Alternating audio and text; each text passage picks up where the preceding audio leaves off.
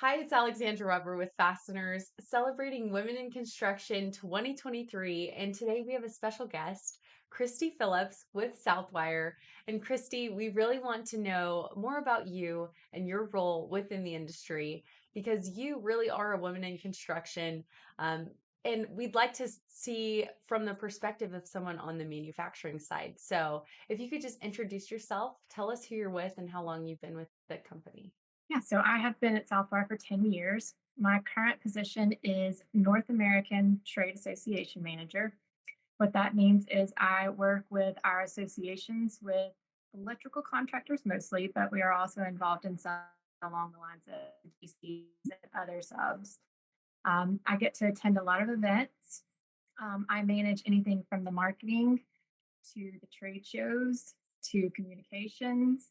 Um, to R&D, to anything you can think of that goes along with the associations. It's a great job. Get to kind of put my toes in just about everything, and definitely work on building those relationships with our contractors and our company and enabling them to use our products on the job site properly. That's awesome. And now I know you said that you just moved into this newer role, but obviously you've held other positions within your time at Southwire. So can you tell us about your experience with Southwire and even within, being a part of the construction industry and maybe share an impactful experience that you've had along the way as a woman in the industry? Certainly. Well, I never expected to end up in construction, much less manufacturing. That was never really my plan. I was actually recruited from the local high school to come to Southwire. I worked for Carrollton High School. If you don't know, Southwire is in a small town in Carrollton, Georgia. It's the west side of Georgia. I want to say we probably have around 45,000 people in this area. So, needless to say, many of the employees have kids at the high school. So, I impressed one of them. They talked me into coming for an interview, and I was hired very quickly after that. Um, and in that first role, I pretty much did anything you could think of. Probably the one thing that I can remember most that was the most impactful. My first job, when I first came in, I thought I was going to be working in a manufacturing facility in a plant, and I thought, oh God, this is going to be interesting. Going from the high school to working in a manufacturing facility, and I've drove by the manufacturing facilities before, but really had never been in one. But I wasn't. I walked into an office that looked like it was from the 1980s, and my boss at the time came to me and he said, "Look, the first thing I want you to start on is renovating this building." And I said, "Wait, I don't have a background in construction. I've never done renovations." He's like, "Yeah, we just totally need to redesign it. We want to do it all." This was about a 115-year-old building. It was a historical marker in Carrollton, and I thought, I think I came home and crawled into the closet and panicked for a moment because it was a lot of pressure. So I did some research. I started in the project. There's nothing I love more than a good challenge. And there's one thing I found about myself. If a challenge comes my way, I usually step it up and my superpowers come out. So I completed that renovation, and it was such a great feeling. The employees loved coming to work. I was getting compliments from our agents, from customers that were coming in. It was just great improving that employee experience on the daily. And I got to be in that building as well. So I got to reap the benefits of all that work. Now, there were a lot of people involved in that. But I also found I was really good at building relationships with contractors. I spoke their language. We had a lot of fun together. I could be stern and I could be fun. And you have to be both in construction.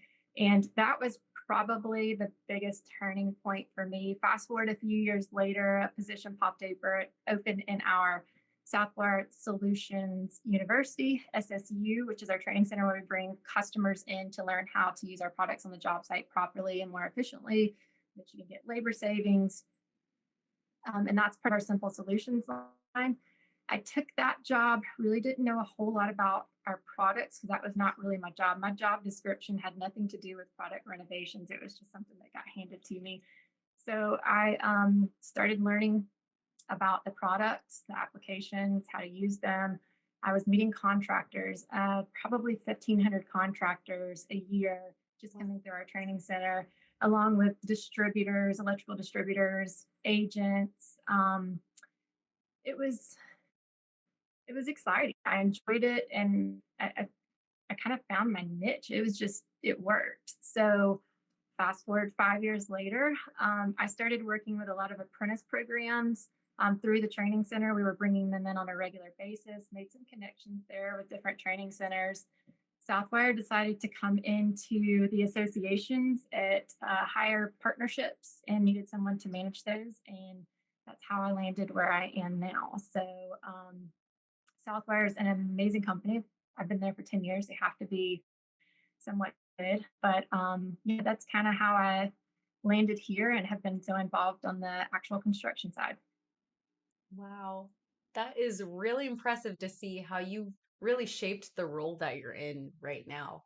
You filled in, like you said, you filled in that niche for something that was perfect for you. I did. It's that doesn't happen much in life. I've always been that person too that would just let things. If it came to me, I did it, but I really never had this plan. This is what I'm going to do in life. Hmm. Um, but life kind of gave me that plan. So it's definitely been fun. I enjoy it, and there's nothing like showing up for a job you enjoy every day. Wonderful.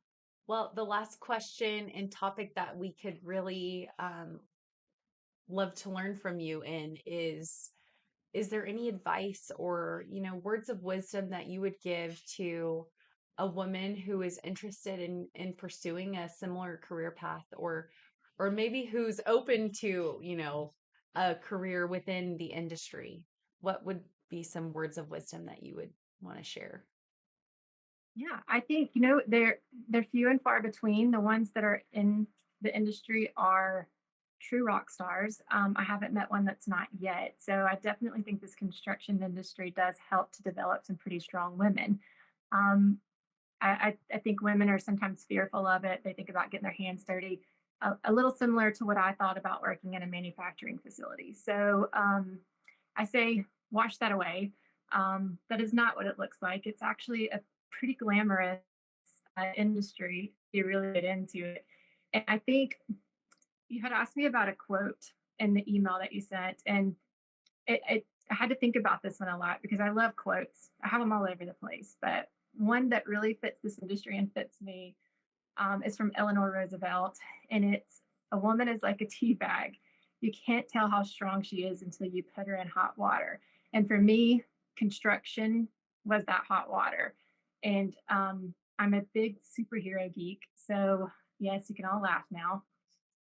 A lot of the superhero stories you hear, they don't have their powers come out until something traumatic happens or they just kind of have to.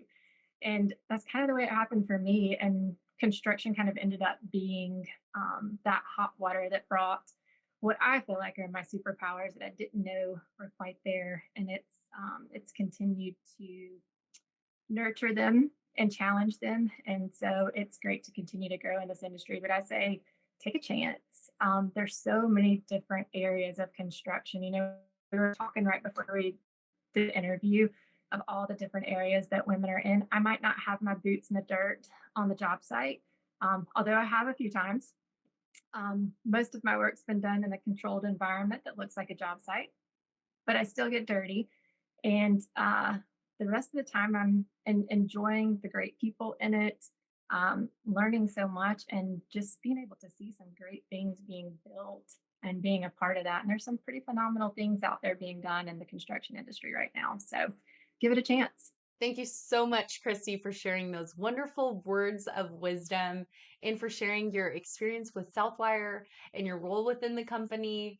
It's great to learn that there are so many opportunities for women within the construction industry, and not to, not just a specific role that people would typically imagine, like being boots on the ground. There's so much more to the construction industry than that, and it's great to get more insight, especially on the manufacturing side of things. So we really appreciate your time and helping us celebrate women in construction this 2023. And we look forward to, sharing this with you all and hope you are inspired by Kristy's message and her experience as a woman within the construction industry. So thank you again. Thank you.